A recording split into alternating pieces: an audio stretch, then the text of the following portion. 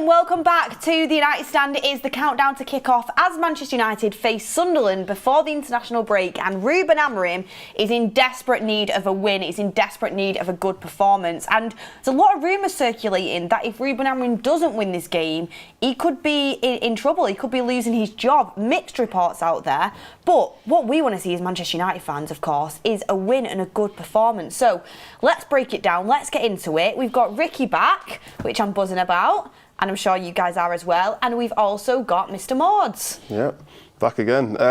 But yeah, I agree. I just want to see results now.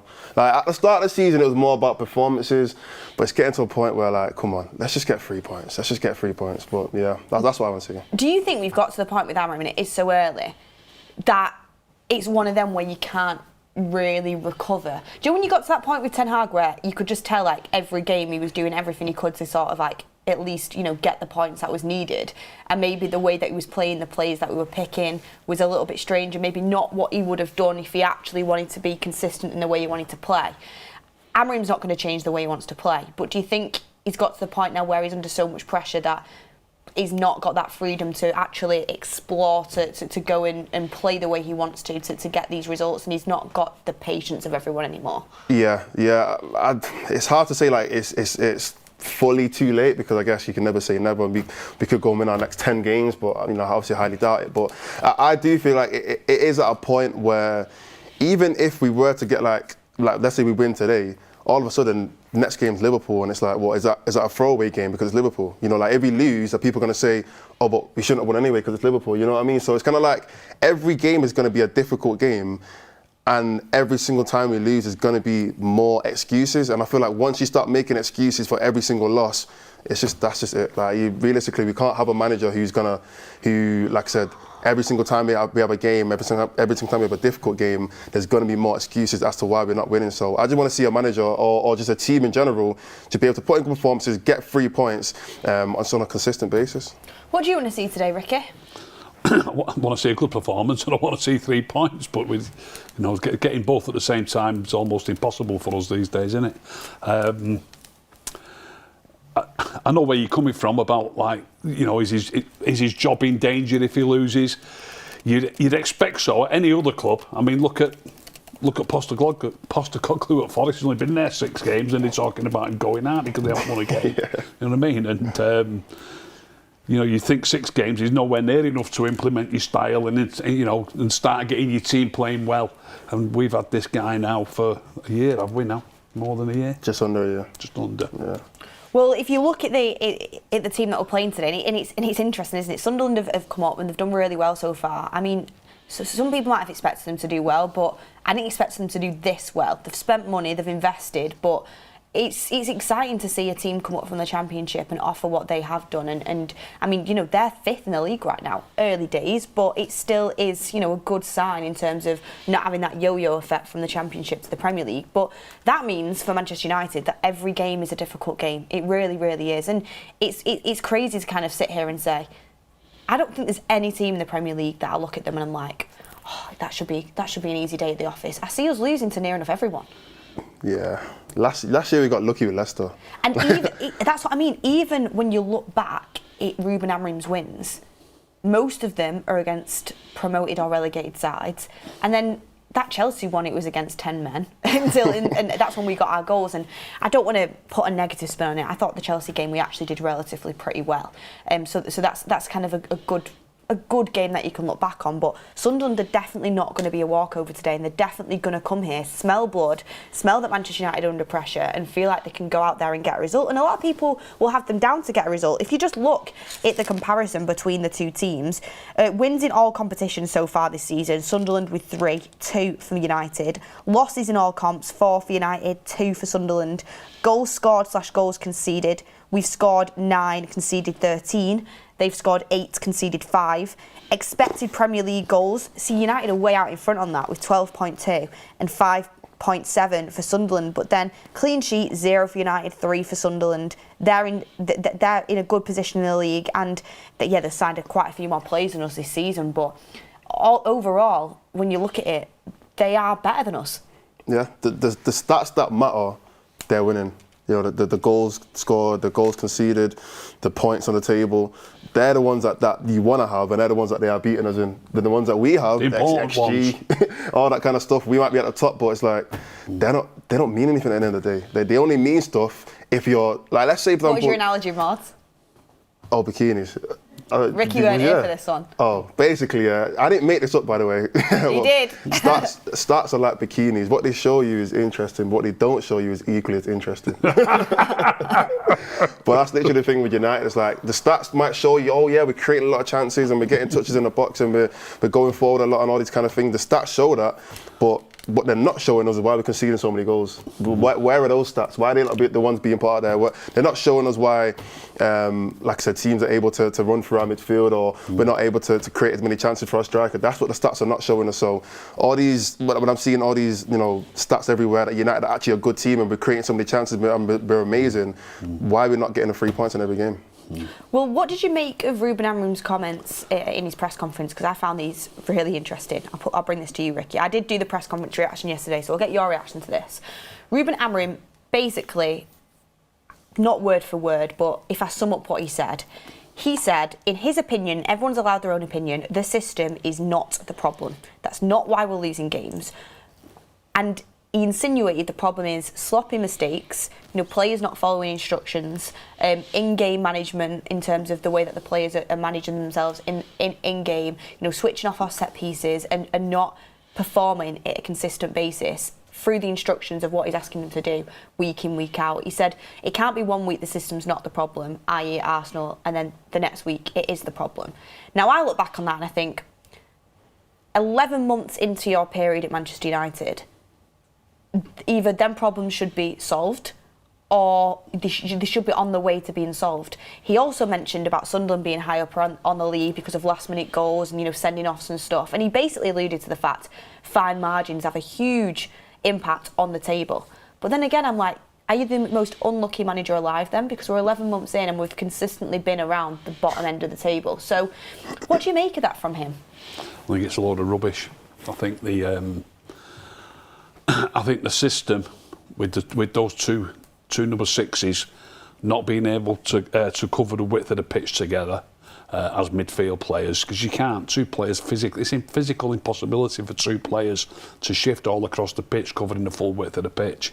And we've got two number 10s who are they're not playing as wingers. They play as, they do drift wide, but they're not playing like proper wingers. Proper wingers help the full-backs. And we haven't got enough players in those areas when the ball goes into those areas. I'll give you two quick examples. The second goal, I've only watched the first half back so far because I came back from Spain last night and I watched the first half back. I can't re-watch it in Spain. I haven't got the wherewithal to do that. So I watched it last night. And there's a long ball knocked towards De Ligt. And there's plenty of time for our team to be in shape. Now, when De Ligt challenges for the ball, doesn't win it, it gets laid off. In a 4-4-2 or a 5-4-1, because some teams play with 5 defenders and still have 4 midfield players, like Palace perhaps, they'd have a winger near to that area to help when the ball drops. So what I noticed, because I was, like I say, I only watched it again last night, literally 2 or 3 minutes before that, there was a long ball knocked into the same area, and for some reason, I don't know why they swapped, for some reason Dorgu was at right back. I've got no problem with that. And Dorgu won the header. He's right near the touchline. He's right in the same position near the edge of his own box. He's won the header and headed it down, and there's nobody there. The reason there's nobody there is because we've only got 2 men in midfield and 2 in front of that. When you've got 3 or maybe 4, you can shift across and you can cover the full width of the pitch. And you know what? I just cannot see it working. There's not enough people covering the width of the pitch in front of the defenders. And then when you do win a header or you do win a tackle, there's nobody there to help you or to receive the ball or to pick up the loose ball. That situation that I've just mentioned, it was only a minute or 2 before that goal. Dorgu wins an header, he heads it away. There's nobody in front of him except Brentford players. And they get a shot off, they get a corner from it, and I'll tell you which corner it was. It was the corner where the keeper made a fantastic save from the corner. So if there's a winger there, they don't even get that corner. People have got to understand the shape is so vital. They don't get that ball, they don't get that shot, they don't get that corner. You've got to nip these things in the bud, and you can't do it with 2 midfield players. I'm just not having it. Well, Vicky, I've had enough of it. Well, Vicky has said Palace manage it though. They don't play the same. They're two wide men or two attacking players. They don't play the same as ours. I agree. Yeah. I watch Palace's team, and what they do, it's more. Ours is like a 5-2-3. Yeah. And theirs is like a 5-4-1. Obviously, they get forward to help, but as soon as the opposition get the ball, they get back. We've got. I think we're trying to win it too high. I think that's a problem. Well, we're trying to win it too high. Push us up. He wants us to be pressing consistently, and you see. I mean, at some points in the game, you literally see like 4 or 5, 6 United players all in a row. At some points, and I'm thinking, wow. And then there's just a huge gap in behind. He wants the centre backs in midfield. He wants the midfield pressing high up. He wants the centre forward on the goalkeeper. He does want to do that. We're not successfully doing it though. Yeah, no, I agree. I watched a video yesterday actually on the difference between Palace and United in terms of how we both play, and obviously because we both play the same formation. A lot of people always say Palace are doing it, why can't United doing it? Why can't United do it? It's the same formation.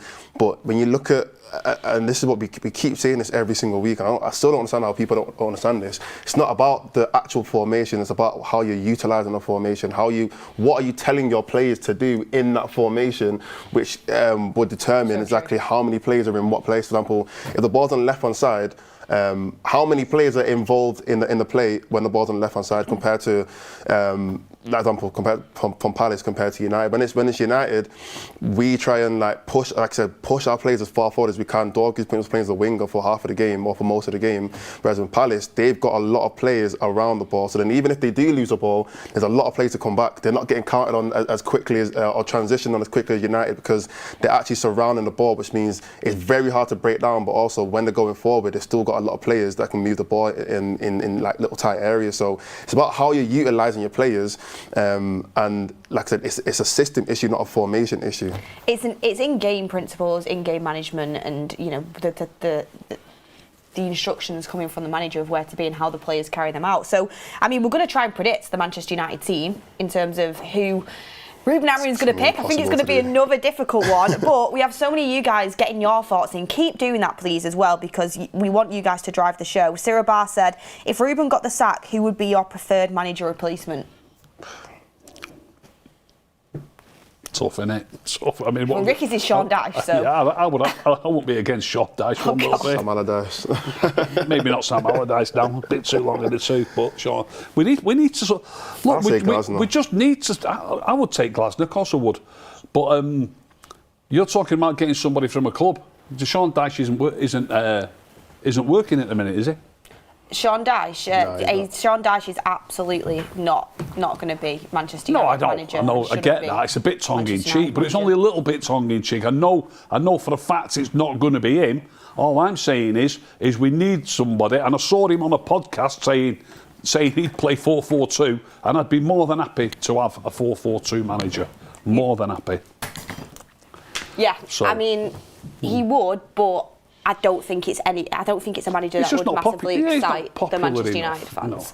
No, when there's managers out there like Oliver Glasner and you know Adoni Iraola, you're not going to go for Sean Dyche. Sorry, Ricky. I'm sorry, just to kind of put it like that. If you ask Man United fans, Sean Dyche or Oliver Glasner, you're going to have Oliver Glasner every single day of the week, but he's doing a very, very similar thing. He's setting them up to be hard to beat. He's got them 3 centre backs that play all the time. You know what I mean? He's staying 2 wing backs. He's not playing 4-4-2. He's even playing more defensively. He's playing like a 5-4-1. Really, we call ours what do we call ours? A 3-4-3 or something. Well, if Sean Dyche can get a 19-game unbeaten run going with Palace, then you know what, I'll give him a fair shot. But Oliver Glasner, what he's done throughout his career, bringing Lask into Europe, you know, winning the trophy with Frankfurt, the European trophy with Frankfurt, going to Crystal Palace, completely turning things around, beating Liverpool in the FA Cup, beating Liverpool again the other week, 90-game unbeaten run. In the Cup, didn't they?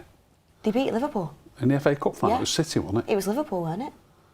No, the FA Cup final was City, but they beat Liverpool in the Community Shield. City in the Shield. Oh yeah, City in the FA Cup, Liverpool in the Community Shield. Liverpool just last week. Like he's done a brilliant job there. It's hard to kind of think about a manager You're replacement right now. taking it too seriously, Beth. Yeah, I am the manager of Manchester United, of course I am. I would take a manager that would be happy to set ourselves up to be difficult to beat. We're not Burnley, Ricky. We're Man United. Yeah, but that's what Glasner's doing. He's setting himself to be difficult to beat. Glasner's different to Sean Dyche, Ricky. Oh, come on. You're not getting it, Beth. He's setting them up. He's setting them up. Sean Dyche isn't to be difficult to beat. Yeah, okay, yeah. All I want us to do is get a manager to set us up to be difficult to beat. That's what we've got to do. A lot of managers can do that, but the capabilities of what Glasner can get Manchester United to compared to what a Sean Dyche can is different. You're still missing the ceiling is much higher. We just need a manager who wants to make us difficult to beat. Sean Glasner will do. So you'd have him long term, Sean Dyche? You think he's a long term vision for United? I'm not saying that. So what's the point of getting a manager in if you don't believe it? I'm not even saying I would take Sean Dyche.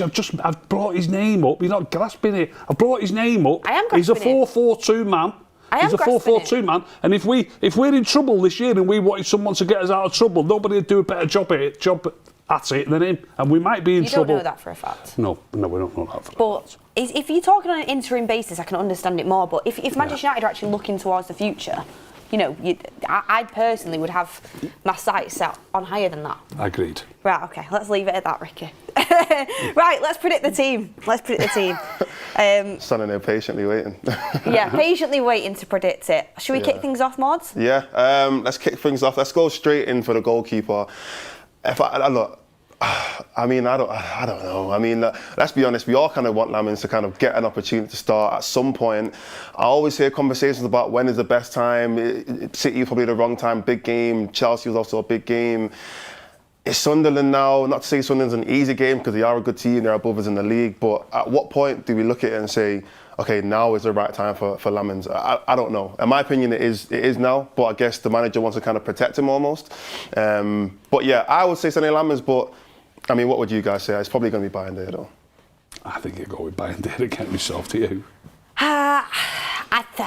There's been rumours on X that Sonny Lamins is going to start, but I don't know how true them rumours are. I would start Lamins, but I have a feeling he'll go with Bayern Day. I think so. Yeah, I'll put Bayern Day. Why don't we do what we want? Okay, let me put Lamins. Let's do what we want. Sene Lamins in goal. Okay, moving on to the three centre-backs. Again, another big conversation as to who's going to start. I mean, Maguire has been starting a couple of games recently. Obviously, we know De Ligt pretty much starts every single game.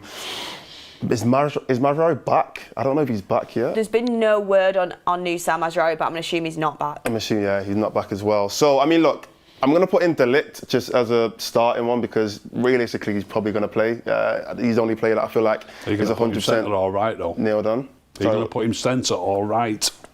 You need to pick it as a 3, really, don't you? Because if you put him as a right, then you've got no other options for centre back except Maguire.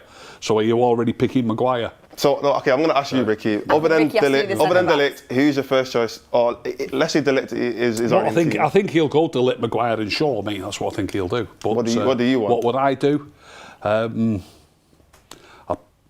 I'd probably just about agree with that. I'd probably go De Ligt, Maguire, and Shaw. Yeah. Go on, Beth. I'd go Shaw, De Ligt, and Euro. Shaw, De Ligt, and Euro. Okay. I mean, look, I would put Euro back in the team. He's missed the last 2 games. Not missed the last 2 games, but he hasn't started the last 2 games. In my opinion, I wasn't really as confident in Maguire last game from what I saw. So, to me, there's no real confident reason why I'd say Maguire should start over De Ligt in this game as well. Should we run a poll? Yeah, let's do it. Should we run the poll as Maguire or Euro? Or De Ligt or Euro? I think we all think De Ligt's going to start. I assume even you think Shaw's going to start on the left. Yeah, I think he is. I think it's between Euro and Maguire. Yeah. Obviously, there'd be a little bit of a shift then, wouldn't there? Maguire would have to go centre, or Euro would have to, you know what I mean? Yeah. De Ligt would have to go centre. So it's between. I think put Luke Shaw there, and then it's between. De Ligt's going to start, so it's between Euro and Maguire for one spot, isn't it? Yeah, I agree. So we'll run a poll and we'll come back to it. Maguire or Euro, we will run that poll now and come back there. It's just in general. Just put centre back, yeah. Centre back. Okay, so we'll come back to that one when you guys put in your votes. I have a feeling I know he's going to win anyway, but just put in your votes and we'll see what that comes out. And Let's just go to the midfield. Let's just go straight into the midfield. I think this is another interesting conversation. If we're doing what we want, I think it's going to be interesting. So What we want. I'm letting Ricky take this again. Ricky, go on. Who do you want to see? I would definitely want Kobe Mainoo in there. It's a bit of a moot point, really, isn't it? Because he's not going to do it. Yeah. It's Do you want me to say what does I it do? matter what we want? Do you know what I mean? Mainoo and Casemiro. That's what I'd do. That's what I'd do. That's what I'd do. I But agree. you won't do it. He won't do it. No, It's going to be Bruno and Casemiro. I think we all know I it. think so. Yeah. Yeah, I mean, who even started last game? Was it Bruno and... Bruno and Ugarte. And it never works. He always goes back to it, and it never works. Yeah, but the results are no better or no worse, is it? You know what I mean? The results are poor all the time. Yeah. It's difficult to say that about any player. It never works because it just never works anyway. Yeah. That's true. No, I agree. I definitely don't think he would start Ugarte again. To be fair, I might be going to be too harsh on Ugarte because I don't think he was that bad against. No, I don't. Against Brentford, I think people are kind of, again, using him as a bit of a scapegoat. I don't think he was actually that bad, but it's just not the best partnership in my opinion. So, if we're doing who we want, I'm going to put Kobe Mainoo and Casemiro. That's what I'm going to put in. Go on. We're doing what we want. We're doing what we want on this We're going to be so wrong, but anyway, let's go on to... We'll go on to the right-hand side, actually, because Ahmad is back. He has been back in training.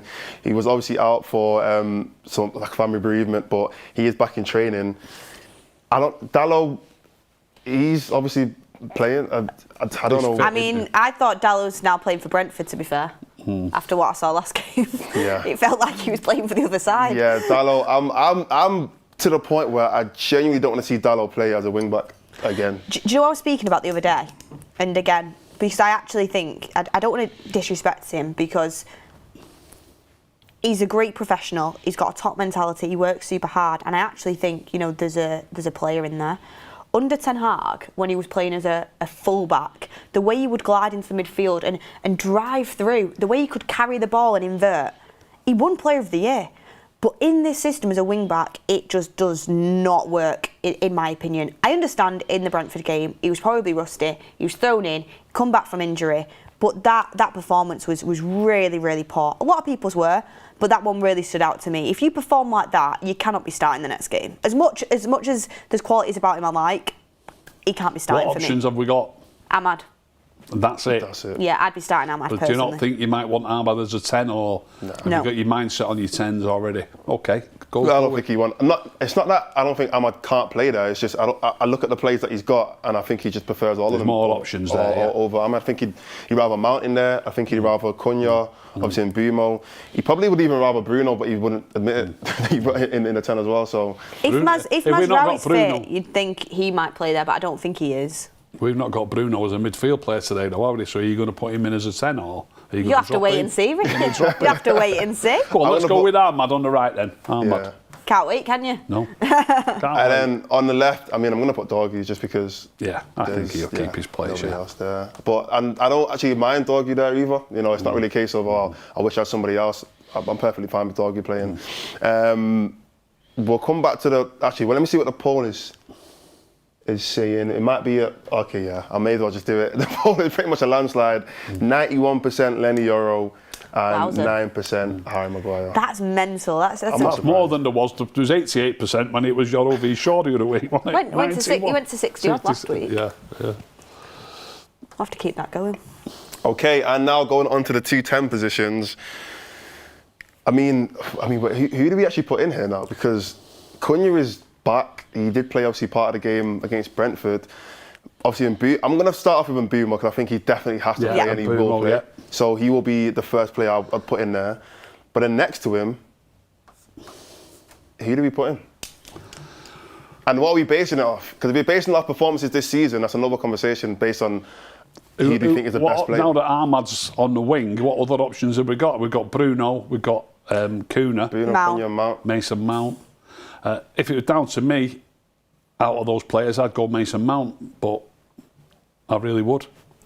But what's a manager going to do, or are we just going to pick what we want to pick? Should we do a poll as well? Yeah, do a poll. Can we do it with all three players? Yeah, we'll do a poll. Bruno, Mount, Cunha. For me, I would play Bruno there. I think it's his best position. And not a slight on Cunha. Again, I know people are going to be going at me in the comments. It's a team game. You can come off the bench and make a really good impact. I think when Cunha was back from injury, we maybe rushed him in a bit too quickly. And I thought he had a pretty poor performance. I'm going to be honest, against Brentford. So did Bruno, yes. But Bruno hasn't had the opportunity to play in his best position. I would like to see him in his best position. He's the captain of the team. I think this is a really important game for your captain to be playing.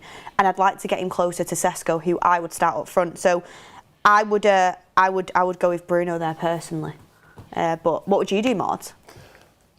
I agree. I would go with Bruno, but as of right now, like I said, if we're basing it off performances this season, I do feel like Cunha has had better performances, obviously before he got injured, and then I do think that Cunha, and even Mount, to be fair, I would actually go as far to say that Mount has probably been the best out of all three of them, if I'm being honest. Based on performances this season, obviously before he got injured, Mount probably put the most convincing performances across kind of like those two positions. That's what I'd say. That's what I'd say. Josh Carnes has said, how can you pick Bruno on this season? He's mental. Bruno's not had a good start to the season at all, but I think people are forgetting he's playing in a position where he's not suited to at all. He's not playing in his best position. I know you don't really fancy him anyway, but that's something I think to take into consideration. He's not had the opportunity to play in the front three. Yeah. So, I mean, we all know it's never going to happen. We know he's going to play anyway. I think because obviously we've just gone off and done our own thing, I think it'll be really good to bring the poll in. Is the poll going? I can't see it. I think the last one's still... No, it's not going yet. We need a poll of Mount, Bruno or Cunha for the 10, please. Notorious says, every time Bruno has played 10 this season, we have looked awful in attack. He runs around out of position and frees up a spare man to mark Sesko. I don't think he's not played in the 10 this season. Yeah, I can't remember a game he has played in the 10. Stu said, bench Ahmad. He's been out with personal issues and can be an impact sub. Put Mbeumo's right wing back and Bruno and Cunha as the 10s. Again, I think you're playing players out of position there. Like Mbeumo, in my opinion, has been our best forward player. Why would you move him? Yeah, I agree. Yeah. I think Luke Shaw could definitely be in with a chance to start today, but I think Luke Shaw. Not Luke Shaw, sorry. Mason Mount. Get mixed up with them both because they're both obviously part of the injury-prone group. I think Mason Mount could be in line to start because Ruben Amorim really likes him. What I would be gutted about though is if he dropped Sesko to accommodate that. You know, like he did at the start of the season.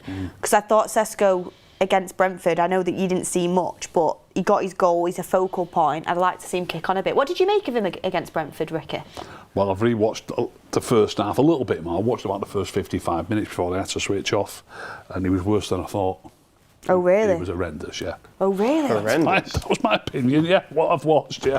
But you watched it back, I thought he was shocking. Honestly, I just watched it back. I'm not just going off my memory from last week from watching it. What about it was shocking though? Like what was it? Running with the ball twice and shooting when he should have passed it. When he got the ball in the corner flag once and he should have passed it and he ended up losing it. And he got a free kick and he was dead lucky to get a free kick. Just didn't want to release it. There was an instant on the right where he should have passed it to Dalot and he ran it into touch. He just did too many serious errors. Do you feel like it's a case of him just trying to create that opportunity for himself? Because I feel like with a lot of our strikers that we've had in the past, they've had situations where they're not having as many chances as they probably would have had in their previous clubs, or they just kind of feel like, if I'm going to do something, I have to do it myself. Yeah. I feel like Sesko might, I'm not saying he is, but he might be at that point where he's thinking, if I'm going to get a shot on goal... Cunha, you mean? Cunha we're talking about here, aren't we? Not Sesko. Are we talking about Cunha? Oh, you're talking about Cunha or Sesko? Cunha we're talking about, yeah. We're talking about Cunha, weren't we? No, I was talking about Sesko. Oh, sorry. Oh, all them things were all things that Cunha did. I was going to say. They're all things that Cunha did. They're all things. I could have sworn you said Cunha. No, I said Sesko. So I said to, just to catch you all up, guys. Just to catch you all up. Sorry about that. These things do happen. I said to Ricky, I'd be gutted if Sesko got dropped out the team to accommodate one of the 10s playing as a forward player. What did you make of Sesko's performance at the weekend, Ricky? And you said I thought it was absolutely awful. No, Sesko was absolutely awful. He was a bit better than that. I thought I was trying to cast my mind back to the things Sesko did. He was a bit better than that. I really, really apologise about that. So all the points you made about Sesko they were being all awful. Things that Cunha did. But Sesko, look, as a number 9, it's not easy getting involved in the game, so he wasn't involved a hell of a lot, but when he was involved, I thought he did all right. His hold-up play was all right, passed it off well a few times. I thought he did okay. Got his goal. I know that's not always mad important, but for strikers, they're desperate to get on the score sheet, aren't they? Hopefully that could build his confidence. I would stick with Sesko. I thought he did okay last week. He did okay. Glad we've cleared that one up. So really, really apologise about that. I was talking about Cunha all the time. I knew because you messaged me while you were away that you weren't happy with Cunha's performance, so I thought, Sesko's getting it as well now. Sorry about that. Who would you start as a front three? If it was down to you, Ricky, I'd certainly as keep manager. I'd certainly keep Sesko there. I would go with. I mean, obviously, I wouldn't play this format, so I'm picking players here in the manager's format. So in the manager's format, I would go with Mbeumo, Mason Mount, and Sesko. That's what I'd do.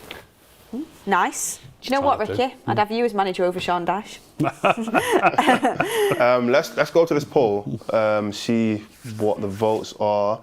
So the poll is, who would you play in that last 10 position between Mount, Bruno and Cunha?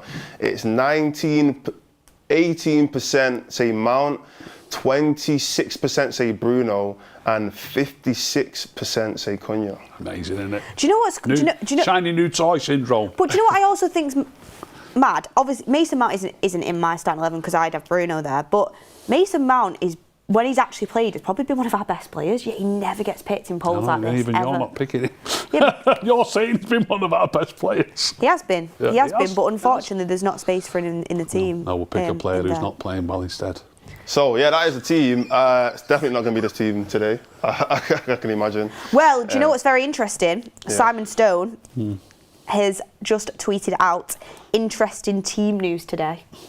So that means Amorim must have changed something up. Maybe Lamens is starting after all. Maybe there will be some changes. Maybe we'll be a little bit more more on the money than we would. 3 or 4 shocks. Well, this is the thing, and I know Goldbridge was speaking about this early in the week, and I don't agree with him on everything, but I really agreed with him on this. When you put in a performance like that against Brentford, players should be dropped. Like, you shouldn't all be starting again at Old Trafford the next game. No, there needs to be consequence for that. Do you know what I mean? Like, you don't just get to start after playing like that. So which players, in your opinion, from that Brentford game do you feel like should be dropped or rotated out of the team? Cunha to start with, after what I've just said about it. Yeah, true, but couldn't you start? Ugarte wasn't good enough. I thought Ugarte didn't do too bad. I really didn't. Yeah, that's what that two-man midfield, honestly, I can't stress how important it is that they've got more assistance. I agree with that I don't think he did too bad, Ugarte, at all. I agree with that point. With Ugarte, I don't think it was his worst game in that Brentford game, but the issue I have with him is I never trust him when he's got the ball in dangerous areas, and that kind of... Yeah, I understand that. I find it difficult, and I think Casemiro's the best player we've got at playing in a two. He's not amazing at it because and like you said, you could have prime Kante and prime Matic in there. Exactly. It's still difficult. Yeah. But that's where I think Ugarte falls down, is the fact that we don't actually play a 3-man midfield, and a lot of pressure is put onto him, and his pressure resistance is so important, and unfortunately that's an area of his game he needs to improve. I have to say, as the biggest Bruno fan out there, based off his performance against Brentford, you couldn't argue with it if he was dropped. You couldn't. He was poor. He was really poor. Everyone was, though. Everyone was. Not quite everyone. Even like, for example, Maguire, I thought had a really poor game against Brentford. Usually quite a consistent performer from us. De Ligt, I thought, had a poor game. De Ligt. Dallo was dreadful. Dorgu wasn't. His attacking output was poor. It's hard to kind of pinpoint players that actually did well. We've got some super chats coming in as well. Darian Torch United says, Bruno in the 10 drops too deep and he roams too far forward in the deeper midfield role. His positional awareness is killing us and he should be dropped. Rahul says, as much as Bruno needs to be benched, I feel like Sesko will get benched to accommodate Bruno at 10, Cunha at striker, and Mainu and Ugarte in the midfield. Robert McCormack says, come on, Beth, get back on the Mount train. We haven't kept the ball since he's been out. I do think Mason Mount does get overlooked often, and I think it's because he can't get a consistent run in the side because of injuries. So no one can actually see him for a period of time to get overly excited about him. Do you agree with that? I do agree with that, yeah. To be fair, though, hang on, let me just get this right. We're talking about Mason Mount here. Yeah, we're talking about Mason Mount, Ricky. Right, to be fair to both the manager and to the fans who don't see him enough, that's obviously partly his problem, innit, for all his injuries. So he needs to get fit, get a run of games, and then he might have a chance of, stay. I know he's fit at the minute, but he needs to stay fit. Once he gets a chance of a starting position, he might get a run of games if he stays fit. I mean, what did he do? I think he did start a couple of games, didn't he? And got injured. The season, yeah. Got injured. So he's got to stay fit. That's the main reason. Then we might see more of him. Enchanted Angel said, should bring Weghorst back. Look at his Ajax form. In the past, I mean, we can talk about players that have got left United and done really well. I mean, there's a list of them. Just so you guys are aware as well, it is around 8 minutes now to team news. So stay tuned. Team news is coming. And we're very excited to see it because apparently there is a little bit of a shake-up. According to Simon Stone, it's interesting. Interesting team news, he said, didn't it? So let's see what happens there. I'm excited to see it. A-Man says Shaw was awful last game. Start Heaven, left-sided centre-back. Right. I've only watched the first 50 minutes. He's the best player on the field by a country mile. And I want you to do another poll. And I'm going to bring this poll up on the fans forum, so make sure you're tuning into the fans forum. You plugged for me. Right? Yeah. You're going to do a poll on the fans forum? I want you to do a poll on the forum. Okay. When the forum starts, I'll tell you what it is when the time comes. But Luke Shaw was head and shoulders the best player on the field. Head and shoulders. Nobody could touch him. Get your thoughts in. And you've got to re-watch it. You've got to re-watch it. I'm so tired of it. What did you think, Mods? It's not. And that's an unfair question. He's not rewatched it. I've not rewatched it. You need to rewatch it. So you need to rewatch it. Don't ask him what he thinks from last week. I didn't realise. You know what, Ricky? You can get in the hosting seat. I didn't realise how good he was last week. Only realised today, last night when I watched it back. Fair enough. Different class. Love it. Honestly. Do you know what by the way, I rate Shaw, before I'm about to say this. I really rate Shaw. But do you know them parents, and by the way, he's always very, very cute, but when you don't have kids, you don't know the exact feeling yet. But do you know them parents when you're at work, you're out and about, and it's like, oh, look at this, my child's just picked up a pencil. It's amazing. Look how amazing it is. Oh, look, this was little Alfie playing football. Yep, he managed to touch the ball once. Best player on the pitch. Love him. That's like you with Shaw, Ricky. Anything he does, guys, this is groundbreaking stuff. I love it. You have to come and watch it. I do. You'll be getting an invite on the forum. Wait till you see. I do rate Wait for Shaw, me. Wait for this poll that I've got for you to run after. We have Notorious saying we spent an entire half at the. He spent an entire half at the 10 against City. Very tough team at the Etihad, but yeah, okay, understood. Notorious said every time Bruno's played 10, done that one.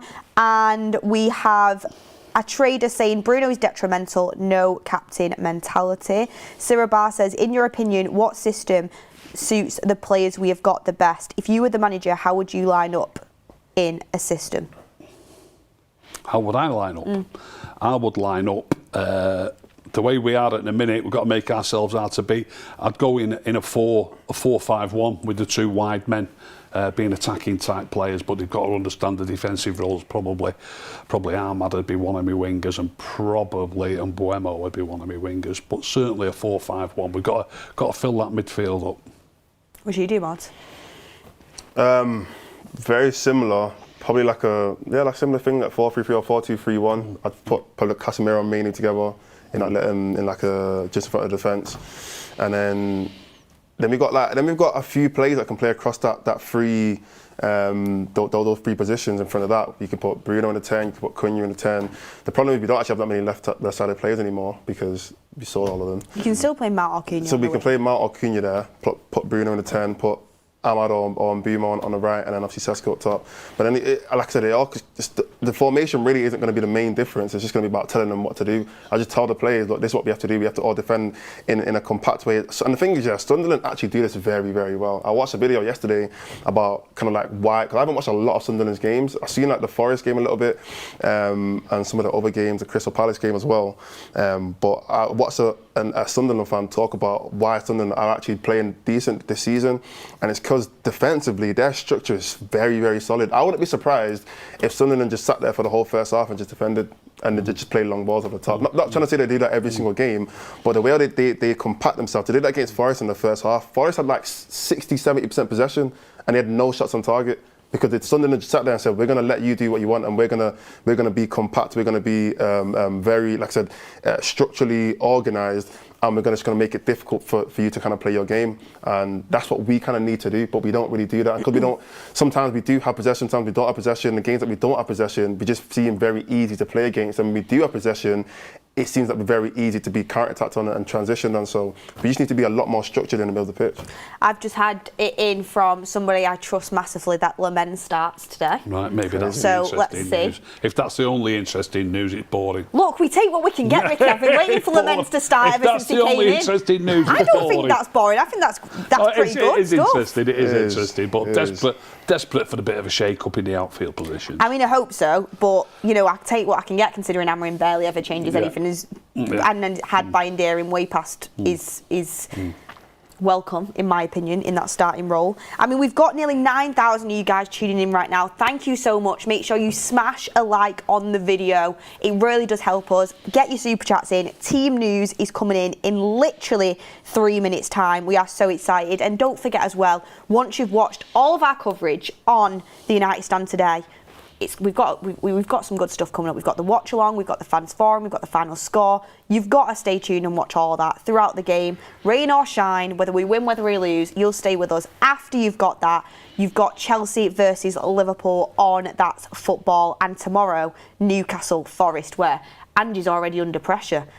Mad, isn't it? He's already under pressure after 6 matches.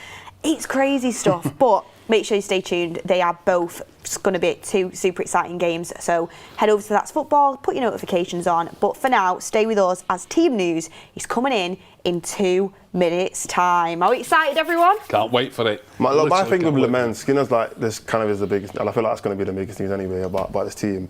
Like, I actually have no expectations for him at all. Like, I'm not even looking at it thinking, oh my gosh, we're going to be in for some crazy performance. I'm not, even if he makes 5 mistakes in the game, I'm actually not bothered. Like, I'm not even thinking like he has to be our best player, he has to make crazy saves. Honestly, I just want to see something different. I just want to see, just try something different than what we already have. So that's why I'm excited. I'm not excited because I want to see a man of the match performance. I just want to see something different than Bayern there. Well, that's what I mean, because it's literally a new signing that we've not seen yet in a really, really important position where we've been massively underperforming. So it is exciting if he does start, which is, from what I've been told, he is starting. So let's see. I don't think changing the keeper is going to make a massive difference to how we're performing. No, but Bayern has made some really crucial errors for us across the season, which you never know. If you didn't make them, we could be on a different footing. We still lost to Brentford. No, I get that, but just having someone in goal that you can have some confidence in. We might take time to gel with the back line. Who knows? But at least we're actually starting a new chapter now. For me as well, with Amorim now, there's been multiple. I'm going to speak about Amorim shortly in the show. It is a topic that we're going to talk about. Got some stats as well. So stay tuned for that. How Amorim's getting on at Manchester United and where the judgment comes in and where do we go from here? Not even just regarding this result, but in terms of the season really. With Amorim today, I think he's probably looking at it. Lamens is going in because this could be last chance saloon. And imagine he gets sacked without even playing his keeper. Yeah. Like, genuinely it could be. I mean, there's mixed reports coming in, but from the Telegraph it came in that if he loses today, there's a very high likelihood he could be sacked going into the international break. You've got this international break, right?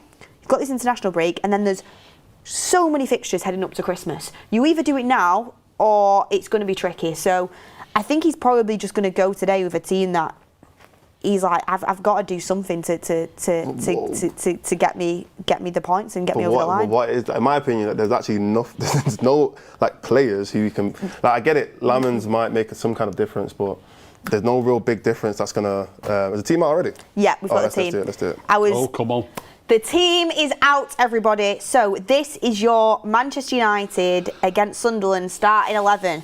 In goal, we have new keeper, new signing, Seny Lamens. He does start in goal. You have a back three of Yoro, De Ligt and Shaw. You have your wing backs as Dallo and Ahmad. You have your midfield two of Casemiro and Bruno Fernandes. And then you have a front three of Mason Mount, Brian Mbeumo, and Benjamin Sesko. I like that team. I think it's all right. Yeah. I like that team a lot. We'll have to see if Cunha's on the bench or if there's injuries. But just to go over that Still one more got time, Bruno in midfield, it is Seni Go on. Lamans in goal, Yoro, De Ligt, Shaw, Dallo, Ahmad, Casemiro and Bruno, Mbeumo, Mount and Sesko. Your subs bench, if you want to know the bench for Manchester United, is Bayindir, Dorgu, Heaven, Leon, Maguire, Mainu, Ugarte, Cunha and Xerxes. So Mount really must be training hard and really be in Cunha's Ruben Amorim's mind, because Cunha has been dropped. It was a poor performance against Couldn't it be Brentford. slightly because he's just come back from injury? Maybe. Yeah. But he did play, didn't he, against He was Brentford? awful. And I he was just on the said bench. that, didn't I? Yeah, you did say that. I don't understand the Dallo thing though. I really don't understand that. The problem is, Mords, he isn't playing well. Nobody could say he is, but you know, it's such a toss-up between him and Dorgu. I think Dorgu's been miles better than him this season. I don't think Dallo has put a performance where I said, you know what, he deserves to play. I'm just not sure. I think Dorgu just is too clumsy. I've said it before. He's like a bull in a china shop. But that's fair enough. But we're not comparing him to Nuno Mendes. We're comparing him to Dallo. You know what I mean? Dallo will play on the left today. But that's what I mean. Dallo will play on the left. I'm not surprised. I'm not surprised one little bit. For me, the issue is, right, I don't want to say it in a disrespectful way, right? Because it's not as if you're picking where you're going out for food and it's 2 Michelin star restaurants. You know, you're picking between beans on toast or scrambled eggs on toast. You know what I'm saying? Like, with Dorgu and Dallo as that left wing back, Dorgu has had a lot of game time, and I'm sorry, he's been in so many good moments, and there's been very, very little output from him. However, I have to agree with you in the fact there's very little output from Dallo as well. It's much of a muchess. It really is. I hear, my thing is with that, I'm not even trying to say that Dorgu is this crazy player. Like I said, I'm not comparing him to the best left backs or left wing backs in the world, but we're comparing him to a player who has individually cost us goals, cost us games. Like Dorgu, like I said, he might not be the most technical player, but he hasn't cost us any games. Cost us goals because he's in so many good positions and he wastes it. No, but I'm saying like defensively though. Like that's the main reason. Like you'd think Dallo would play for a more defensive reason. You're not going to say Dallo is. Like, are you trying to tell me that Dallo offensively is that much better? What on the left hand side as well? His touch is better. His touch is better and he keeps the ball better. However, defensively, I don't actually know if he keeps the ball better either. I remember that. What was that game where like he tried to get it on the half turn in the middle of the pitch and we've lost it? I think it was a Fulham game where he lost the ball in the middle of the pitch because of his first touch and then we conceded. Yeah. So, how many times are we going to keep saying that his touch is better, he's better at crossing when he keeps on making the same mistakes? I don't think he's good at crossing, and I don't think he's good at crossing, and attacking wise on the left hand side, he's not amazing. He's got more ability. It's as simple as that. You see, and I know it's only a one single thing, but you see the assist that Dallo got, and playing on the left as well, by the way, for Mbeumo. Was it against Burnley? Yeah, I was just about to bring that up. The ball comes over his shoulder, it's behind him, and he flicks it forward, he keeps it in and he cuts it back. It's not in Dorgu's, he's got nowhere near. Dorgu got an assist last game? I know that, but in header. So we can do the same thing? No, it's not the same. Nah. It's not the same. He won an header. An header came to him, Mords. That header that Dorgu got an assist with, I could have done. So you don't think... What Dallo did, Dorgu couldn't do. Yeah. What Dorgu did, Dallo could. I agree. I've got to say, I don't always... He's going to do it on a more consistent basis because what you're talking about from Dallo isn't something that he's going to do every game. No, you can't. No, I'm not saying that. I didn't say he could do that every game. Nobody can do that every game. What I'm saying is he shows some abilities that Dorgu definitely hasn't got in his locker. Definitely. Hasn't got it in his locker. Okay, you know what? I've said this before in previous shows, I'm not even trying to say that I just think Dallo, from what he's being asked to do, and now that what he's been asked to do, he's not good at doing, being a wing back. And because of that, I feel like confidence-wise, he does make a lot more mistakes compared to when he was playing as a fullback. We never see Dallo make this many mistakes. But I'm just basing it off right now, from what I've seen from both of those players this season, I don't think you can say they've been equally as good or equally as bad. I don't think you can say that. There's not a lot to choose. Like Beth said, it's like between eggs on toast or beans on toast. But you're basically saying that what Dorgu lacks going forward, you feel like there isn't that much of a difference defensively. And I'm trying to say that mistakes-wise, Dalot has cost us way more in games than Dorgu has. There's another thing about that, and obviously you mentioned the one where he lost the ball and he scored.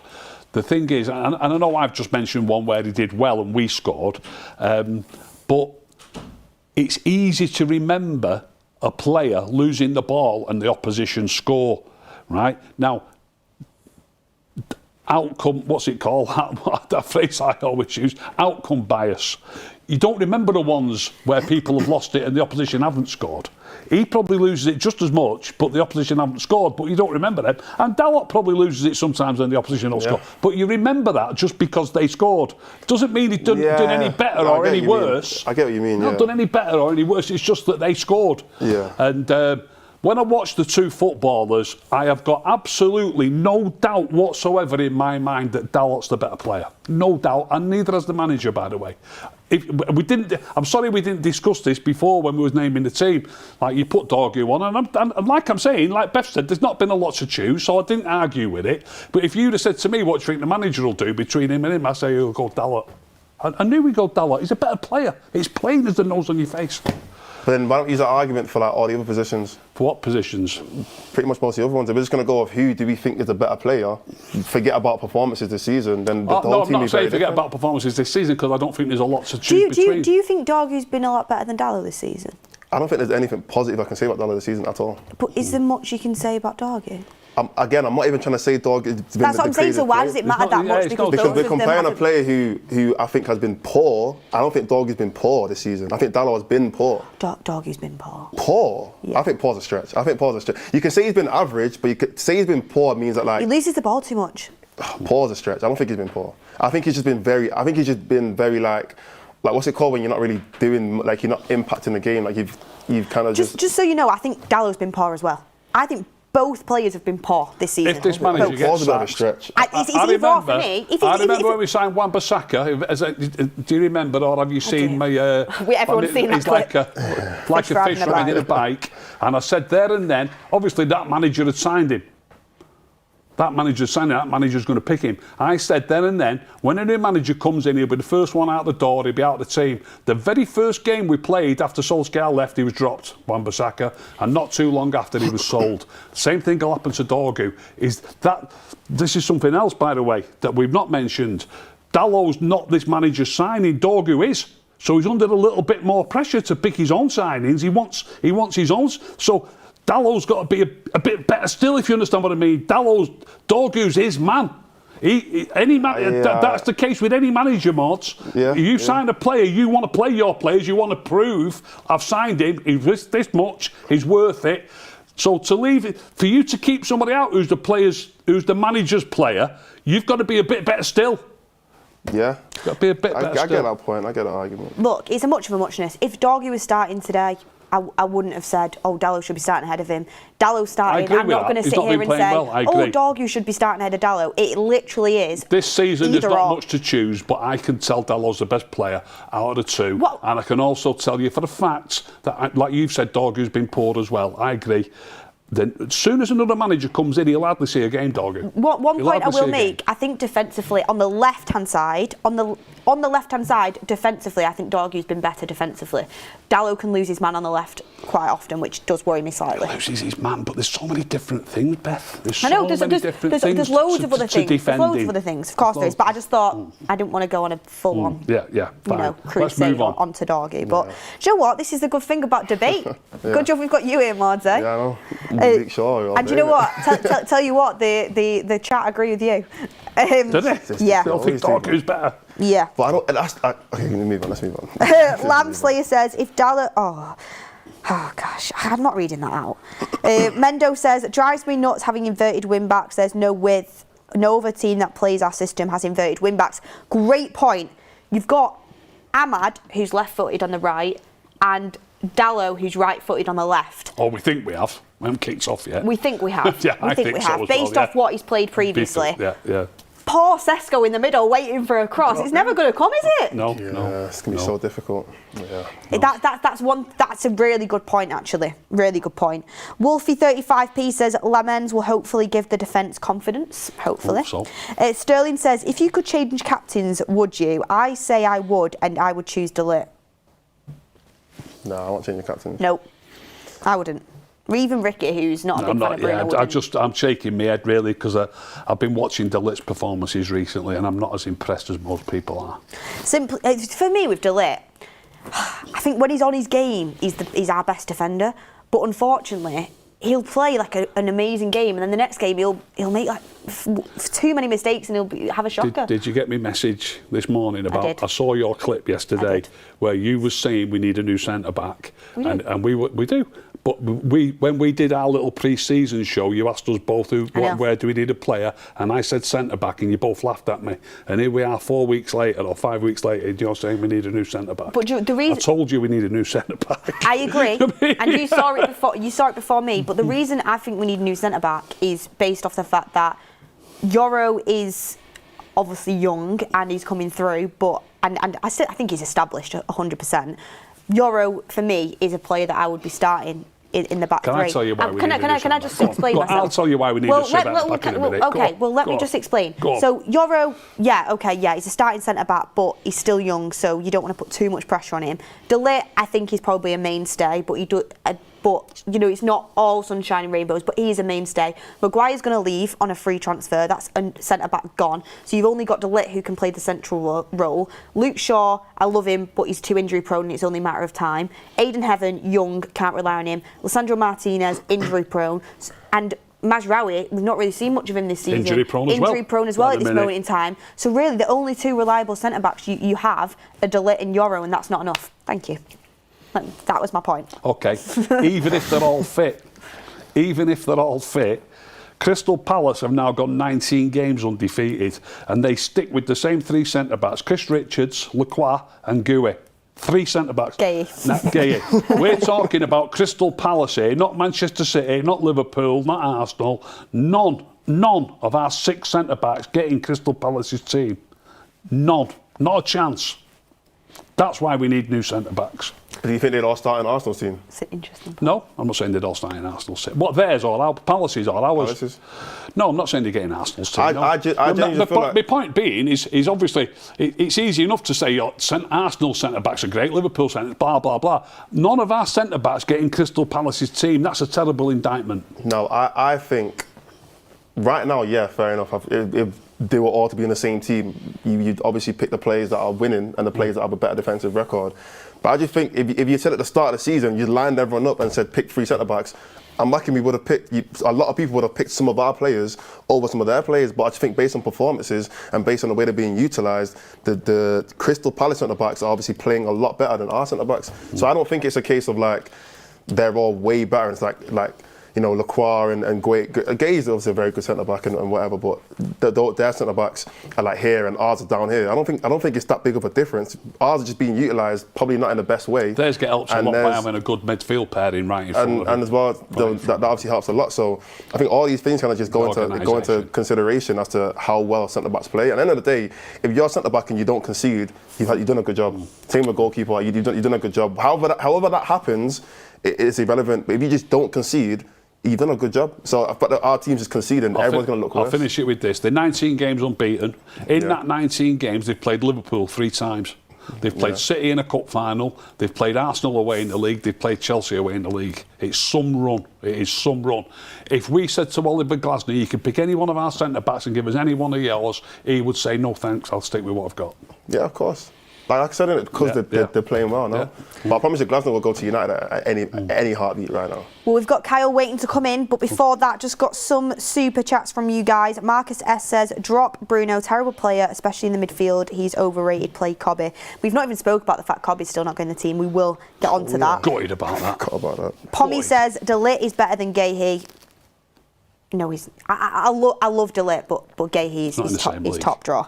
Rianiel Diaz says Dallo is the better crosser. That's why he's playing.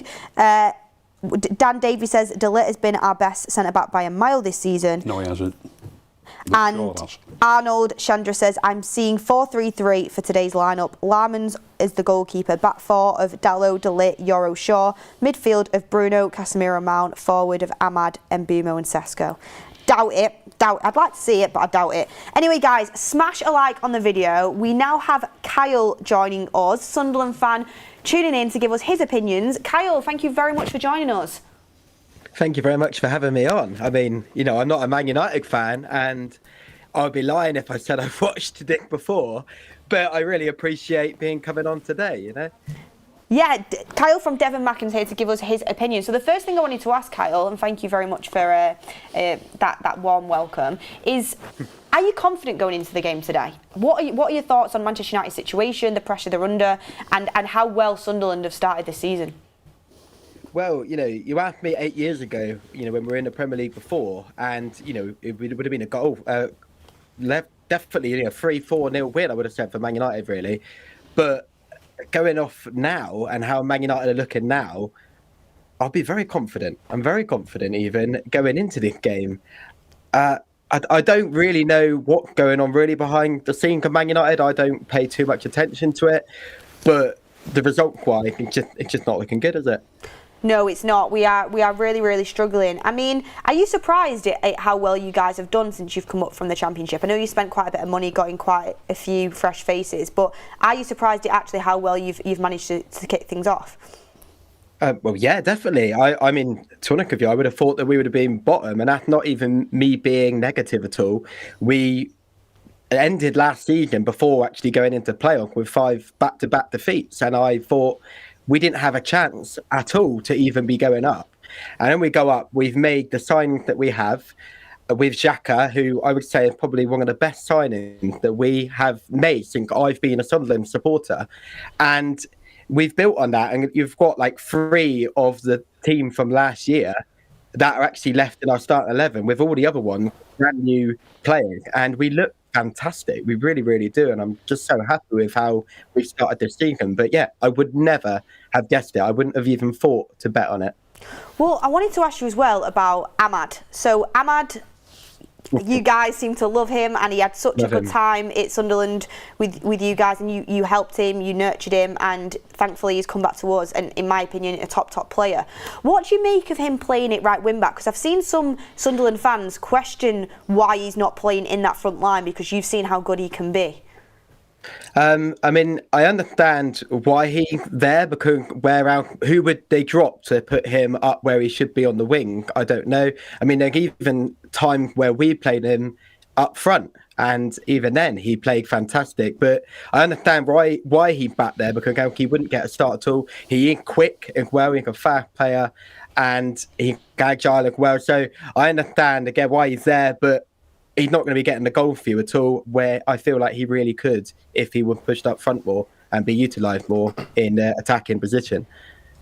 I've got a question. I want to know a little bit about, I want you to talk a little about Xhaka, because I feel like Xhaka for you guys has been like a blessing in disguise. He's almost been, well, kind of, I mean, you might know more than me, but he's been your best player. You know, he's kind of controlled a lot in midfield, going forward and going back as well. He's kind of been that kind of box-to-box player where he kind of does everything for you. Is he kind of your biggest threat today against United? In terms of leadership quality and pushing playing forward and back, 100%. He's got 3 assists, literally our last 3 goals. He got the assist from every single one of those.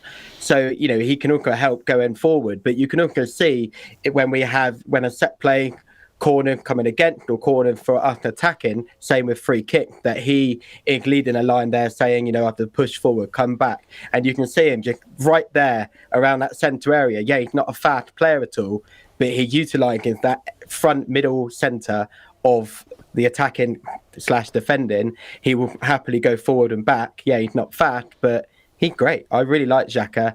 And he's a different player from what I remember when I was younger when he played for Arsenal. Completely different player. And that's not a bad thing at all. I wanted to just come back off that and ask you, just as Manchester United fans that might not have had, you know, as much chance to watch Sunderland as they would have liked at the start of the season, people tuning in. What should Manchester United be prepared for? What are your biggest threats? Where do you think you can hurt us? Definitely coming across on the wing. I mean, we have recently been a bit hesitant. We come across the wing quite well. We've had Talbot, we've got Adingra, and we've been hesitant to actually ping a ball into the box, especially when I was at Palace a few weeks ago. That one, I feel like we actually could have beat Palace, really, but we were trapped back before hitting that ball into the box and getting a chance there. But I feel like if we can get those balls into the box and really utilise, especially in corner, with Ballard, etc., like that, they're fantastic headed. And Xhaka, we've got Noah Siddiqui as well, who's quick, he's agile, he can get into the box. We just need to be coming down the wing, really, I would say would be what we would be aiming to do. But also coming back, we're just solid. We look great at the back, and we're very hard to actually get through. That's not good news for us, because we don't look like scoring, unfortunately. Our XG might be off the charts, but in terms of looking like consistently scoring goals, we will struggle against your defence, I feel anyway. It has been solid at the start of the season. I've tuned into a couple of your games and watched you, and I've been really impressed, especially when you talk about at the Stadium of Light. Brilliant, yeah. But away, it's a different kettle of fish. But I still believe that your defence is strong. So I think that's going to be a challenge for us. I mean, what we all ask away fans when they come on the show is, if you could take one player from Man United and put them into your team, who would you pick? I know it's slim pickings as of now because we're playing pretty poorly, yeah. But who would you go for? Ahmad. I knew that was question coming. Against it. I love that guy. I love Ahmad Diallo, and I'm ashamed that we couldn't have turned him from a loan into an actual permanent deal. Maybe if we had gone up that season, maybe it's a different story and we would have had Ahmad now. But I think Ahmad Diallo, 100%, I would take him all day long. Do you know what's funny? When we played Brentford last week, Billy, the Brentford fan who came on, said he'd take Mbumo. Everyone wants players that they've had. and it's like, it kind of follows the trend that any player that leaves United usually does pretty well. Ahmad's been good for us. I think he's one of our best players. But look, lastly, to finish off, Kyle, what is your score prediction? So I don't want to be pessimistic from a Sunderland point of view, but I've got to be realistic from on paper. And Amorim, I mean, if you don't win today, he's probably going to get the sack, isn't he? Would you say? It's up in the air. There's mixed reports, but I think the pressure is massive. Yeah, so I am going to say, on the baking of that, with the pressure, I feel like you're going to have to turn up, and I'm going to say it'll be a 2-1 win for United. I don't think it'll be easy, but I think you'll just get through, win 2-1, and you've got to do it. You've got to get the points on the board somewhere. He knows what channel he's on. He knows what show he's on. Thank you very much. Very humble, but I think Sunderland definitely have got a very big chance of going out there and getting some points at Old Trafford today. But look, I hope you're right. That's maybe the score prediction I'd lean towards. But Kyle, look, thank you very much for joining us. Where can everyone go and find you for more Sunderland insight if they fancy, especially after the game as well? Yeah, so the Devon Mackham channel. I mean, unfortunately, I live down here in Devon. Of course, why my name is that. We've got a lovely storm going on outside of my studio. But yeah, the Devon Mackham, search for on YouTube. I sometimes go with non-league content as well. My local team, you can see it up there, Buckland Athletics. So I go and watch them as well. It's always good to support your local team as well. Thank you very much, Kyle. Appreciate you coming on. Enjoy the game. See you, Kyle. It's always good to get insight. Ahmad, less people have started saying Bruno nowadays, Ricky. Yeah, apparently. We had Ahmad today. We had Mbumo last week. What did the Chelsea fans say? I don't think he said Bruno, did he? He said. I can't remember who he said. I'd have to go back and have a look. He might have said Bruno. I'm pretty sure, but I mean, I'd have to go back and look. It'd be interesting to kind of tot them all up. But just talking about Ruben Amorim, Kyle did say there that he thinks if Ruben Amorim gets beat today, he will get the sack. Do you think he will? No. Do you think he will? No, I actually don't think he will. Only because I genuinely feel like, obviously it comes down to the ownership, because a lot of the fans would probably say yeah, but the ownership, I genuinely feel like the ownership as stubborn as Amorim. I feel like the ownership are on a thing where they don't want to seem like they've made a wrong decision as well, and they're kind of hoping that things will turn around so they look like they know what they're doing and they've made the right decision to bring him at the time that they brought him in. So I don't think the ownership will do that. I think the Liverpool game will be difficult anyway, so I think they won't do it after that. And I think after those games, I think then it would be like seriously like, okay, what's going on now? You know, I don't know which games after Liverpool. I can't remember what the game after that is, but I don't think even if he do, you know, win or lose today, I think he still have his job. Well, just to kind of look at Ruben Amorim's stats so far this season. Points this season, 7, 13th. Goals scored, 7, 11th. Goals conceded, 11, 16th in the league. Clean sheets, 0, bottom, 20th in the league. Expected points, 10.1, which would make us 4th. Predicted points on Opta, 48, which puts us in 14th, which is whereabouts we are. So it's not good. Nah, and that's why I say the stats don't mean, all these stats that people can bring into my face, people DM me all the time, like, look at these stats, look at these numbers. I'm like, they mean nothing. We're not winning. What do you think about the people out there that say they're not judging a single drop of last season and we just need to judge from this season? If it was a new manager and they had that record 6 games into the season, do you think people would ease off a little bit? Would that change your mind a little bit? Or is it because you've seen last season and you find it hard to switch off from that? But what is the difference between this season and last season? Like, we're still losing. Like, the games that we won this season, we might have won them last season anyway. Like, we might have just about beat Burnley last season.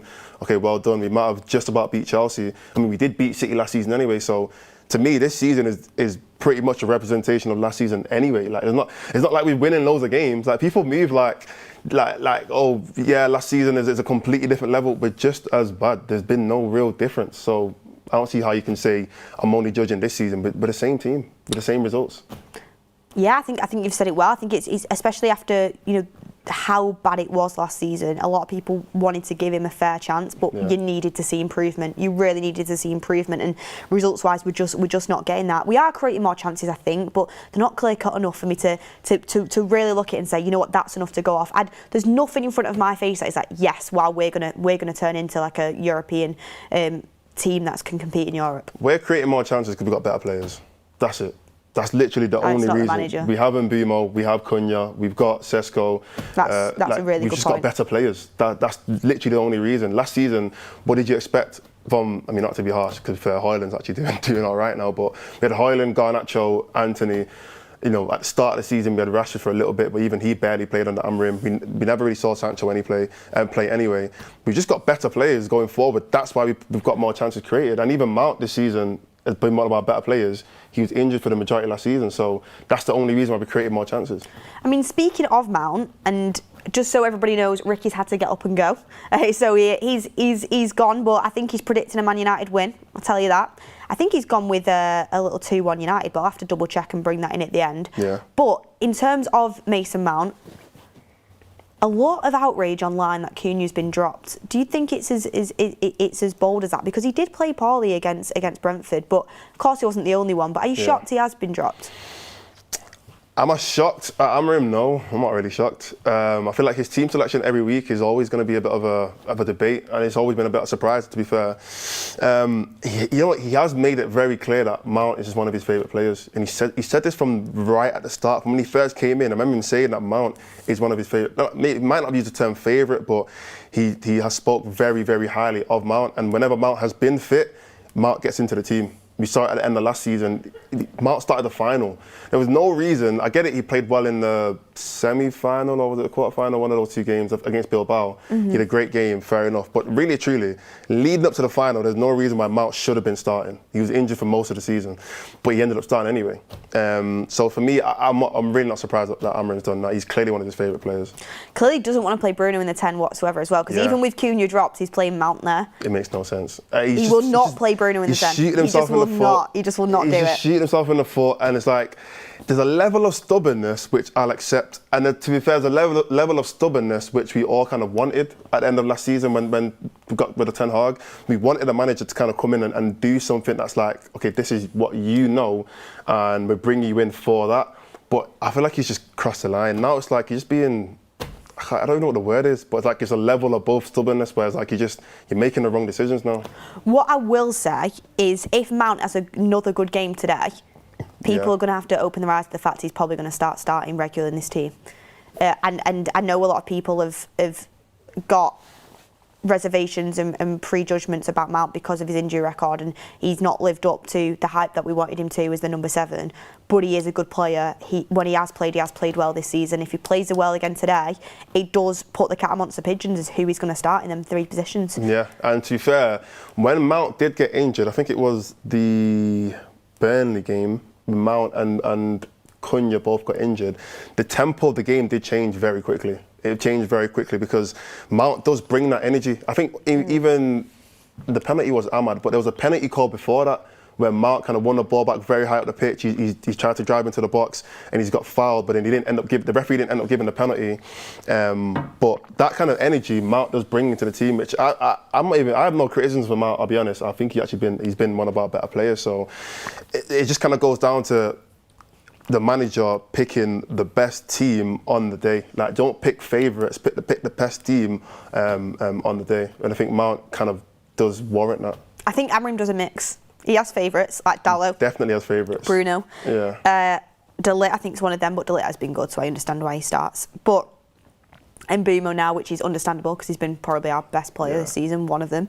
But he also does pick on the day for how well the players have trained and different circumstances. I'm not hearing the training thing, I'm sorry. But he does have favourites. Actually, maybe not. I'm kind of looking back on it and it's like, well, no, Kobbie Mainoo should be getting way more game time. He's not claiming like his favourite though. That's what I mean. So he does have favourites, but then he can mix things up on a match day. Lamens, now Mason Mount coming back in. Dalot starting the left wing back, but it is interesting. It's like you said, I think Dalot and Dorgu have both been poor, but ultimately he favours Dalot, doesn't it? There is situations like that. Maybe it's because he's a more senior player. But just in terms to remind you guys of the team news, it is out, so you can join along with our conversation. And it is Senny Lamens makes his first Premier League start for Manchester United in goal at Old Trafford. You have a back 3 of De Ligt central, Luke Shaw left-sided centre-back, and Lenny Yoro right-sided centre-back.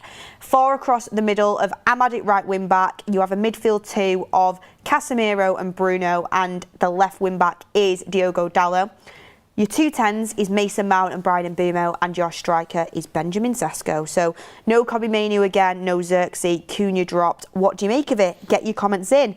Well, Demarge says, I saw the team struggling with Shaw, Dalot and Bruno playing in midfield. I see the team struggling with Shaw, Dalot, Bruno playing in midfield. I can understand your reservations about that. I think, we've not got a deep enough squad to have a full strength team that we're all confident in. Frank says, we scream for continuity and then we have you guys plus people saying he needs to get sacked if we lose. Technically, he's been here 3 months. Who? Amorim. Because they're not counting last season. I'm not responding to that. Darren Mulaney says, only thing that can save the manager is playing 4 at the back and Mainoo starting. Peter Cartwright, welcome to the United Stand Members Club. King Cantona says, rank these fullbacks, Dalot, Porro, Munoz, Mazraoui. Say that again. Who? Rank these fullbacks from best to worst, Dalot, Porro, Munoz and Mazraoui. As a fullback, just in general, I'm going to put Munoz top. Porro might be top for me, I'd put Porro second, then I'd put Mazraoui, then I'd put Dalot. Yeah, roughly the same. I might put Porro up there. Mazraoui is a player, brilliant. I like him as a right-sided centre-back, personally. But I think I watched Munoz for Crystal Palace. He's so good. But Porro is also good. He's interesting. Let me know what you think. Yeah. The issue is that United players aren't at the top of that list. Arnold Chandra says, he's spoken about the formation there, which we've talked about. Thank you everyone for all of your support, all your super chats. Keep getting them in. Smash a like on the video if you've not already. Jen for King Heart says Goldbridge is going off at that lineup. He asked for changes and it has been changes. One of the changes that a lot of fans wanted, Mods, is a lot of fans wanted Yoro to come back in. He's come in. A lot of fans wanted Sesko to continue starting. That's happened. Some people called for Mount to come in. That's happened. Still no Kobbie Mainoo though, and that's the main one that everyone's been asking for. Kobbie Mainoo literally is last choice midfielder now. He's give Ugarte more minutes than Mainoo. He's give Casemiro more minutes. He's give Bruno more minutes. He's give Mount more minutes, and Mount's obviously had injuries. He just doesn't seem to rate Kobbie Mainoo, does he? I think that's crazy. Under any circumstance, he would not play him. Yeah, and even what makes it worse is I saw a stat actually that said before last game, Kobbie Mainoo had only played 76 minutes of football this season, which is insane to me. Like 76 footballs in like 5 or 6 games. I mean, you looked at every one of our other players, they'd all played like far more minutes than Kobbie Mainoo. Now, and look, we say this every week, so I just feel like I'm repeating myself anyway, but the conversation isn't about Mainoo being the best midfielder in the world. That's not why people want him to play. It's the fact that there are other players starting above him who are clearly not as good as him in that position. You cannot convince me that Ugarte is a better midfielder than Kobbie Mainoo. Like I said this before, Ugarte probably looks up to Kobbie Mainoo. That's the level. Like, he probably looks at what Kobbie Mainoo can do on the ball and think, oh, I wish I could do that. And even when you look at the only player that I genuinely say in that midfield has actually had an all-right season is Casemiro. He's the only player that I look at and think, you know what, in every aspect, I say, you know what, Casemiro probably deserves to start because he hasn't been terrible. But I look at Bruno and I think, yeah, he has a good game here and there, but in that midfield position, he is not better than Kobbie Mainoo there either. I still think Kobbie Mainoo is probably better in that 6-8 double pivot, whatever you want to call it. I still think Kobbie Mainoo is probably one of the best, if not our best player to play there. So it's just frustrating the fact that there are other players who aren't as good as him who play there and start there regularly. And then when he does come on, he somehow is always the best player. And it's like, well, if you're seeing him come on and be the best player, and this is what I said to Ricky before about the favouritism when he's talking about Dalot. So well, if you're going to use that argument as to Dalot's just a better player, that's why he's playing. So why isn't Mainoo playing then? If you're going to base it on who's just a better player, Mainoo's just a better player than a lot of these players in the midfield. So that to me is the clearest sign of favouritism in that midfield when it comes to Kobbie Mainoo starting and not starting. Mods, I think you left it all out there. Yep. Rumzadai, thank you and welcome to the United Stand Members Club. The K-Stone says Amorim's main example of progress of his system is a loss to Arsenal. Stubbornness of keeping Bruno in midfield is the same as refusing to change the system. I mean, what do you think of that, Mod? Because, I mean, quickly, let's talk about it. Ten Hag, okay. I understand why he had to go in the end. I wanted it to work, and I think he saw signs in some cases where, you know, he could have been successful. It didn't work out. His recruitment was terrible. He had to go. I get that. Yeah. But when he harked back to, I've won 2 trophies, even when we were playing super poorly and losing games, people got frustrated with that because it's like, okay, yeah, we get it, but thank you, we're grateful, but I want to see us play well in the Prem and see us win in the Prem and play well. That doesn't excuse that.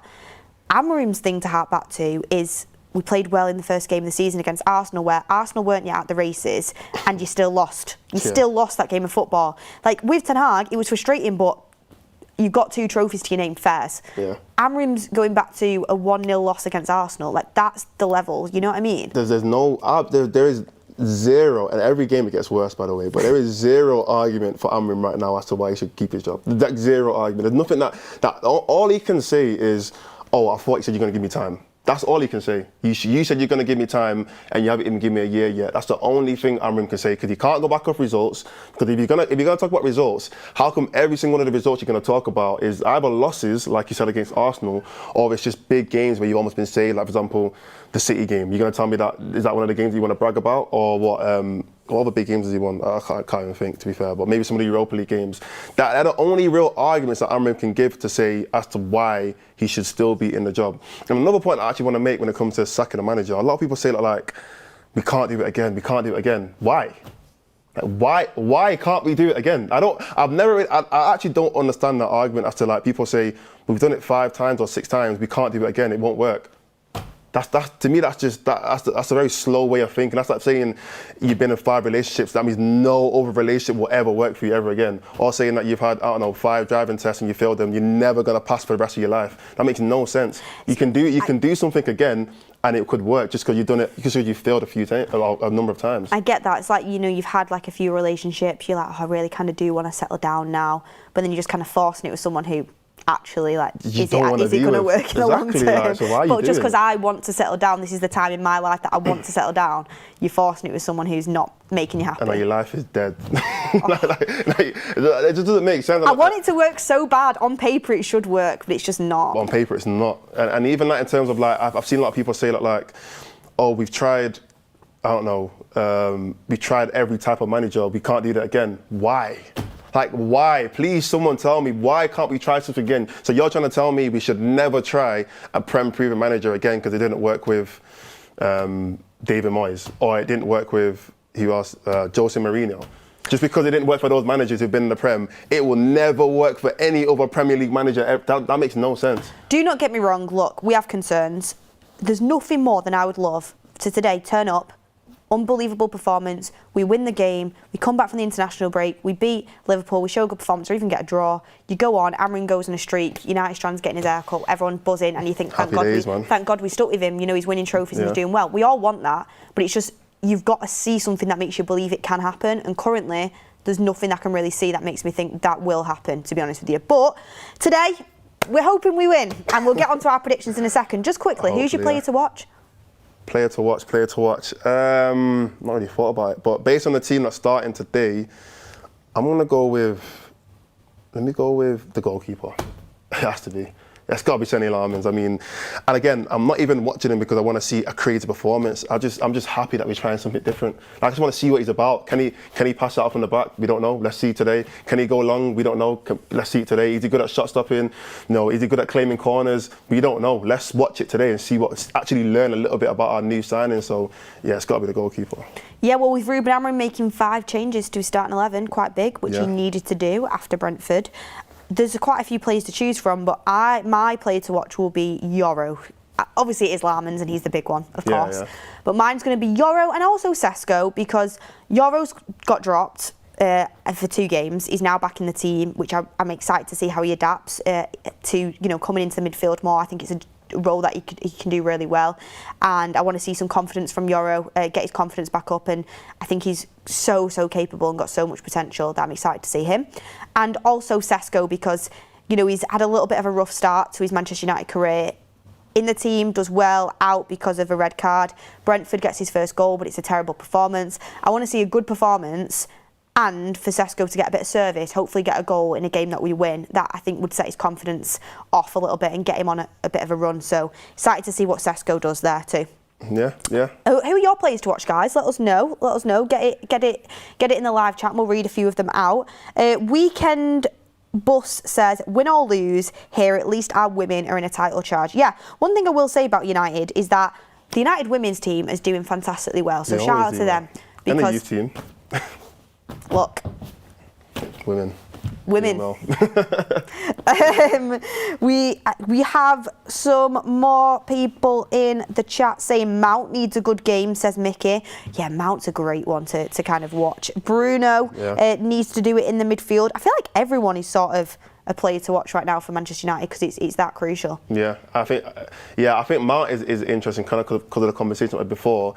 That 10 role, that second, the left side of 10 role, obviously on Boomer's on the right, it is really up for grabs because no one's kind of claimed it, and the reality is Bruno's not really been given an opportunity to claim it because he's being asked to play in the midfield, deeper in the midfield, which just leaves kind of Cunha and Mount. Xerxes not really had an opportunity to claim that either, so it'll be interesting to see if Mount can actually take that spot for himself and kind of force Amorim to play him every single week because of how well he played today. So yeah, it'll be interesting to see. What's your score prediction? I went with 2-1. I always go with a win. Maximum a draw, I go with, at least a draw I go with. But I think today 2-1, they're gonna score just because we have kept no clean sheets this season. So I can see that happening. Probably off a set piece as well. Yeah. But we haven't got a new keeper, so that might be a bit more assured in defence. So I think 2-1, and then goal scorers. No, I want Sesko to score again, just because 2 games in a row. Why not? Did you know this, which I think's a very interesting stat? Today will be Ruben Amorim's 50th game in charge. None of the last 5 Manchester United managers hit 50 games have won their 50th game.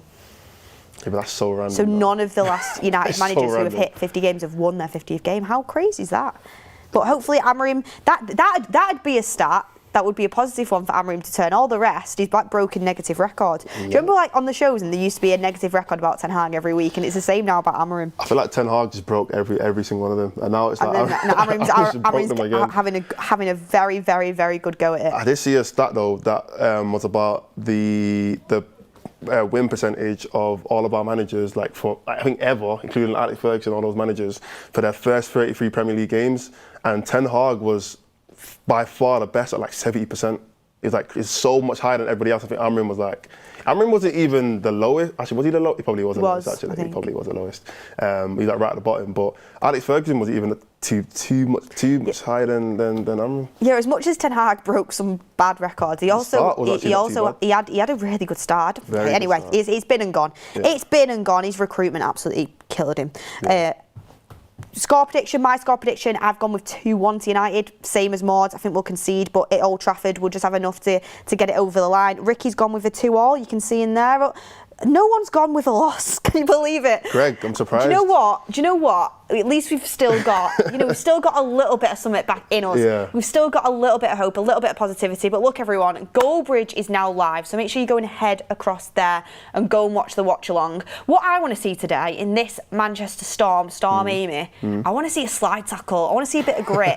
That's what I want to see. Bit of energy. Yeah. But what you should go and infiltrate Goalbridge's comments with Mount time, because I think it's a little bit... Sene time. Sene time. Sene Laman's time. Yeah. That's what you go and infiltrate the chat with. Yeah. Thank you for that, Maud, keeping me on track there. And you've got to, because Ricky's already gone, you've got to do the Come On United. It's on me? Yeah.